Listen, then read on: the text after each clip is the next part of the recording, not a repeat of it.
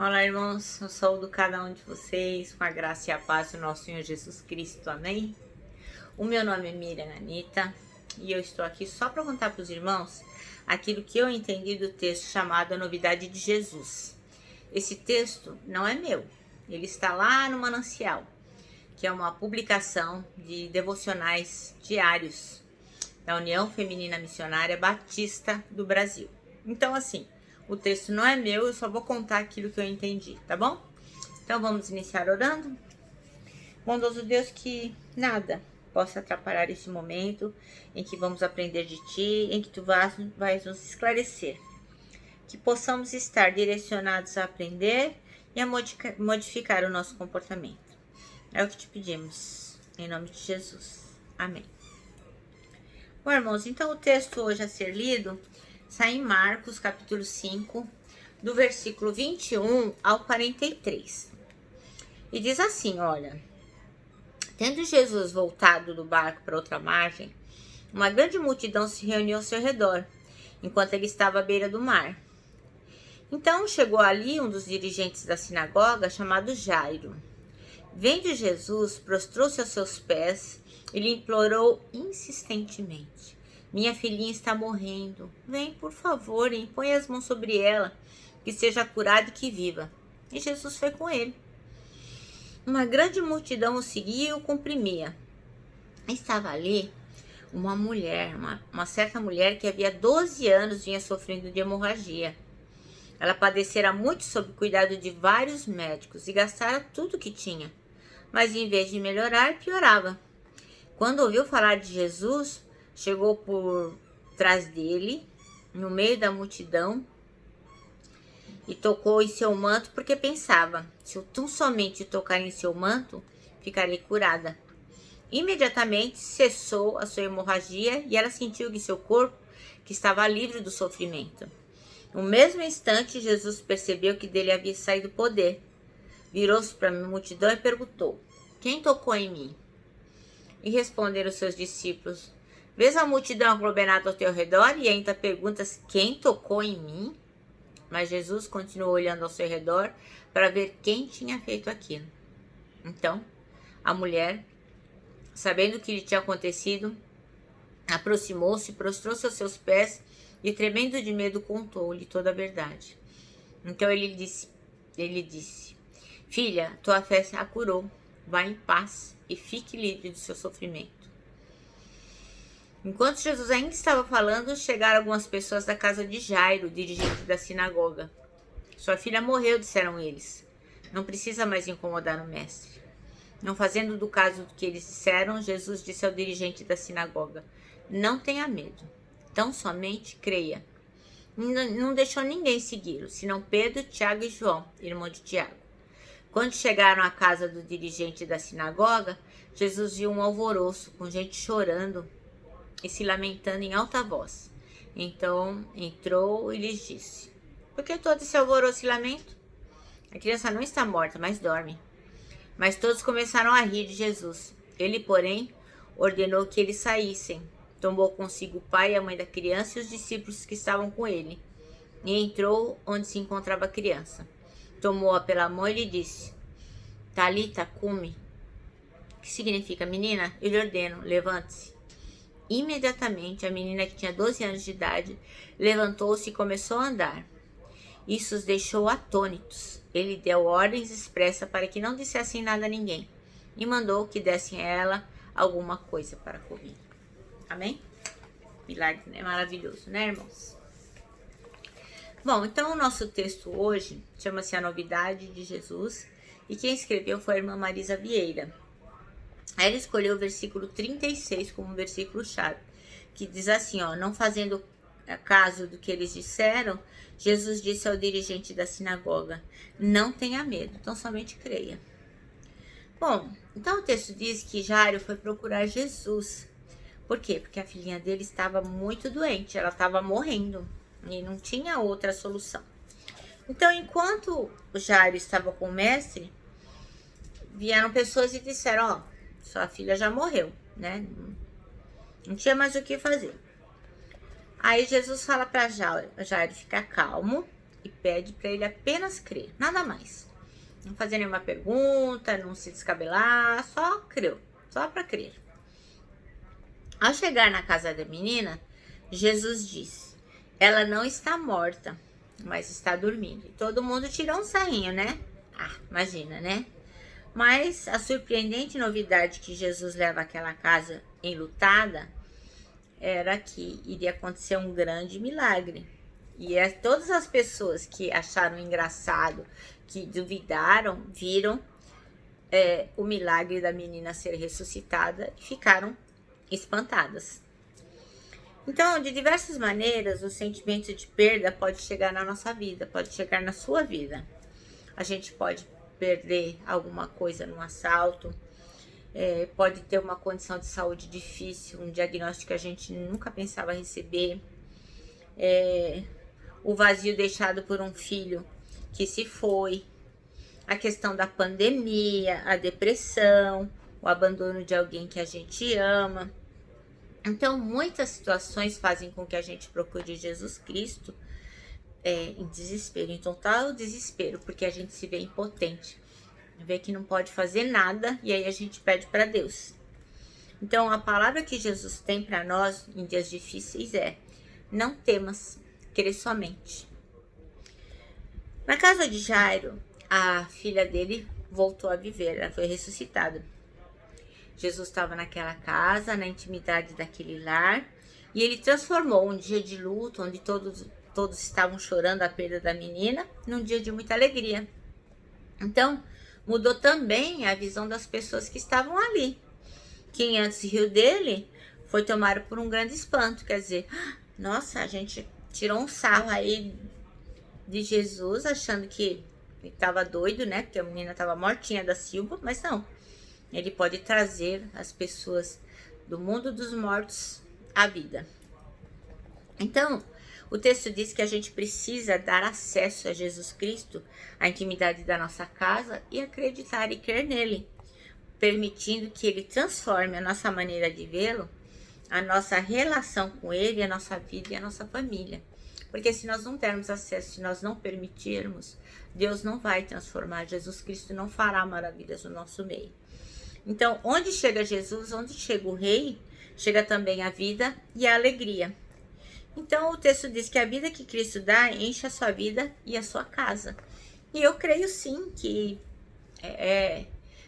aquilo que eu entendi é o que está realmente no texto, né? Que quando nós estamos muito desesperados, a gente pede a Jesus e ele nos dá uma solução. Nem sempre é aquela que a gente deseja, mas sempre nós recebemos uma resposta. E quando confiamos nele, o nosso coração é consolado. Mas eu creio também que a gente deve ver a bondade do Senhor em todo momento, né? Não é só quando existem situações como um diagnóstico que a gente não queria, a morte de uma pessoa amada, com a depressão, com a necessidade financeira ou física, ou falta de dinheiro, sei lá, qualquer que seja, de saúde, né? Eu acho que a gente tem que ver a bondade do Senhor em todo o tempo. Eu gosto muito deste salmo aqui, ó. Salmo 27, versículos 13 e 14, que diz assim, ó: eu creio que verei a bondade do Senhor na terra dos viventes. Espera pelo Senhor, tem bom ânimo e fortifique-se o teu coração. Espera, pois, pelo Senhor.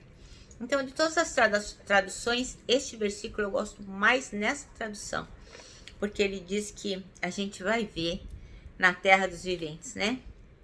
A bondade do Senhor. E a bondade do Senhor está em todo lugar. Então, por exemplo, hoje foi um dia que parecia que as coisas não estavam dando certo, né? Eu sempre que eu acordo, eu faço meu devocional e na sequência eu agendo a publicação do Facebook da minha igreja para o dia seguinte, para que não se atrase, para que dê tudo certo. Então eu fiz ali 3 publicações com todo o cuidado, orei por elas. Quando eu fui ver, elas não estavam lá. Aí eu fiz de novo e elas não estavam lá novamente. Fiz novamente e não estavam lá. Este vídeo que vocês estão vendo, essa é a 4ª vez que eu tento gravar, porque hoje meu cachorro resolveu brincar. Então, assim, eu fecho a porta do quarto, ele invade. Ele começa a arranhar a porta, ele pula na minha mão, enfim.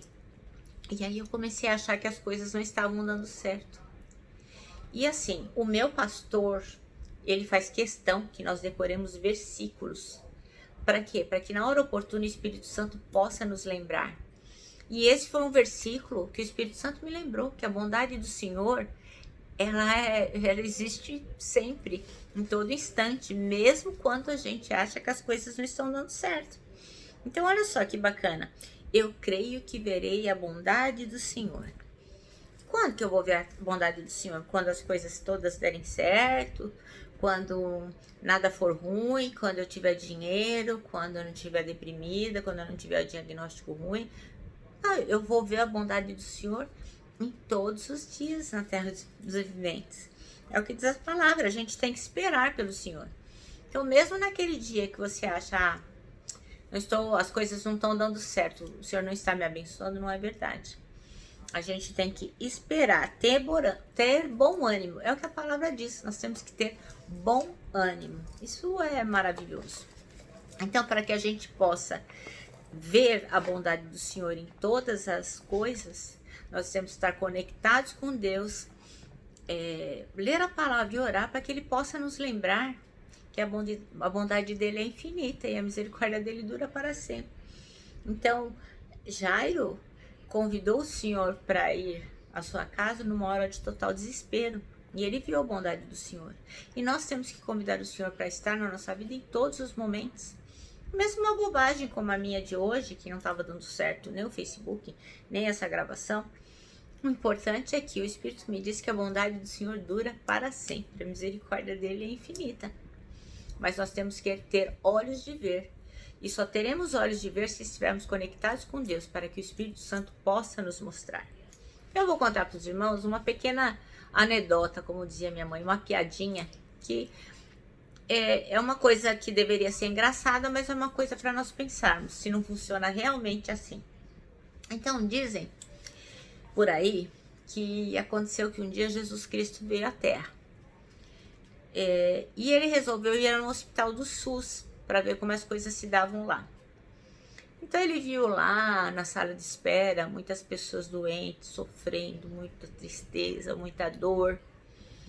E aí ele foi até o consultório médico e viu que o médico estava muito cansado por atender tantos doentes, tantas pessoas. Porque no SUS, né, são muitos doentes para poucos médicos.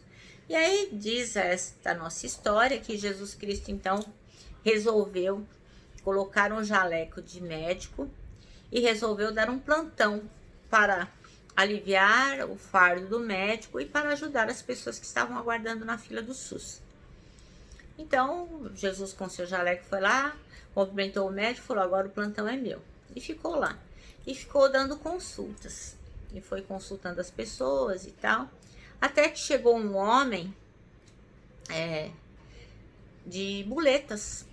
Então ele andava com muita dificuldade. Chegou lá no consultório onde Jesus estava atendendo. Jesus pediu que ele se sentasse. Ele se sentou com muita dificuldade.